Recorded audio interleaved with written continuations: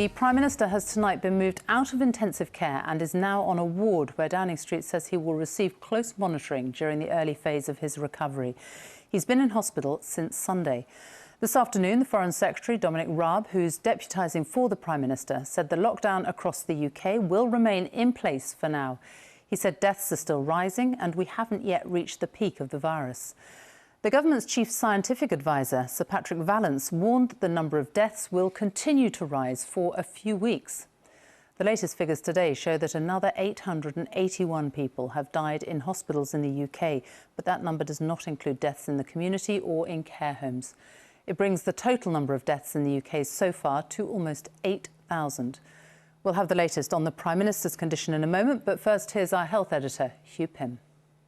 It was just so dreadful that no one was able to visit him for 3 weeks, and furthermore, no one was able to be with him during his final hours and minutes. Emily remembers her grandfather, Tony, who died yesterday. He'd gone into hospital with another health issue and then contracted COVID-19. I can't imagine what... She told me visitors weren't allowed because of the virus risk, but she's reassured to know 2 nurses were with him in his final hours. For me and my relatives, it is really comforting just to picture those 2 amazing people at his bedside, comforting him and saying all the right things at the right time. And we'll forever be in their debt, and are just so grateful for everything they did. I raised the issue at the Downing Street media briefing today. We've heard some harrowing stories of people dying alone because family can't be with them for understandable reasons to do with the virus risk. What do you say to the British public about how things will develop from here? We don't know conclusively that we're beyond the point at which we could start considering whether the measures will be relaxed. So we must keep it up. And I think the key thing is for people to understand how much of what they've already done has helped contribute to avoiding an even worse situation in terms of the spread of the virus and the number of deaths, and how important it is that we don't slow up or take our pressure off at this critical moment before we've come through the peak. There was a clearer prediction than before how long deaths would go on rising. In general, I'd expect the deaths to continue to keep going up for about 2 weeks after the intensive care picture improves. And so we're not there yet in terms of knowing exactly when that will be. The latest analysis of data in England and Wales suggests that death rates go up with age in both men and women, but men are ahead of women in all age groups. Alex died in hospital with the coronavirus 10 days ago. None of his family could be with him. But staff did set up a video call, and his son says that made all the difference. It felt like we were together. It was really rich. It was really real. He was weak, but we also connected as a family. So often there'll be 3 or 4 of us on the telephone, a group video call, and we could speak with each other, comfort each other, make plans. We felt together, which is, I've not really experienced that before. This is what patients will be aware of around them. Staff like these at Papworth Hospital in masks, visors and gowns. It's confusing and communication is difficult. That's tough for doctors and nurses, as well as those who they care for. Dr. Rachel Clark, who specialises in end-of-life care, says it can be an emotional drain.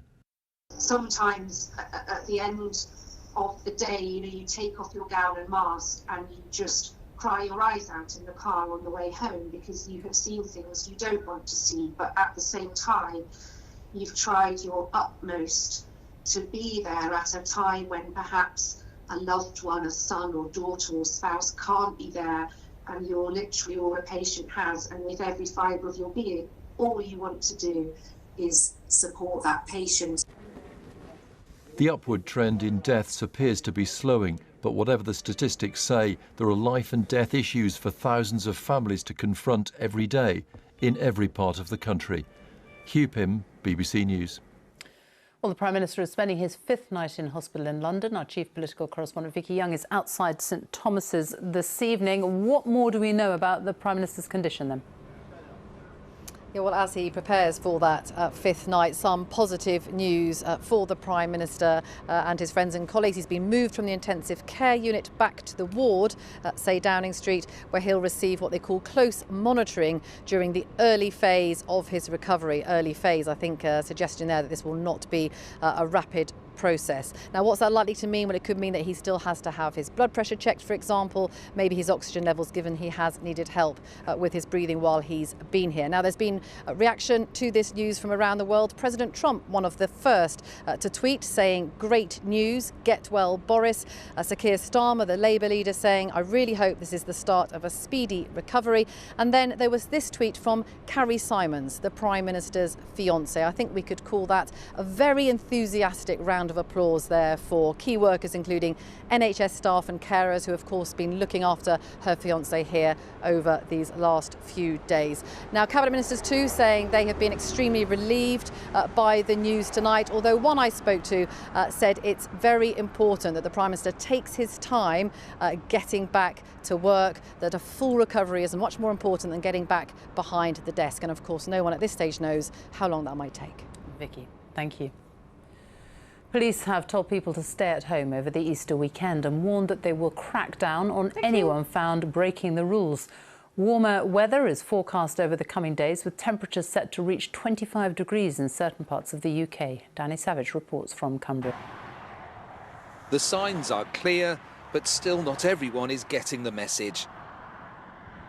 PC Andy Docker was guarding one of the main roads into the Lake District today, and there's a need to do so. I'm not running every vehicle plate through the box. We're not sort of being Big Brother, but what I'm doing is using the policeman's sort of nose, if you like. And if a car's coming into the county and past me, there's more than one person in it, and they're from out of county, they're going to get stopped. A car with a canoe on the roof then drifts past. Andy runs a registration check. Yeah, right, I'm going after that. And then heads off. He later tweets a picture of the stop. Two men from more than 80 miles away are ordered to do a U-turn and go home. In nearby Bowness, police were checking with bed and breakfasts that nobody is trying to book in. Closed down. We've closed down. We've booked and closed till the end of May. Well, actually, going to go to June, really. Okay. Negative from Bowness. Airbnb today announced they are stopping all new UK bookings for non-key workers for at least the next 10 days. But search online for somewhere to stay in the lakes and you can still find availability. It's very frustrating. All accommodation providers must go and block out their availability, both on their own site and on third-party online travel agents as well.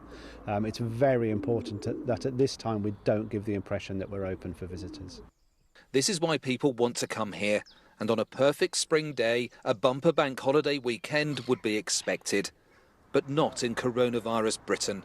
I can't tell you how cripplingly difficult it is for me to say to people to stay away from the national park when I've spent 12 years in this job encouraging people to come here. But right now it's important that we concentrate on fighting this virus and people don't visit the national park but do stay at home. Away from the tourist sites, Cumbria's sports centres are being turned into makeshift hospitals. This county is one of the worst affected areas outside of London. Checks are taking place nationwide, but the Home Secretary says these comments from one Chief Constable go too far. We will not at this stage be setting up roadblocks. We will not at this stage be starting to marshal supermarkets and checking the items in baskets and trolleys to see whether it's a legitimate, necessary item.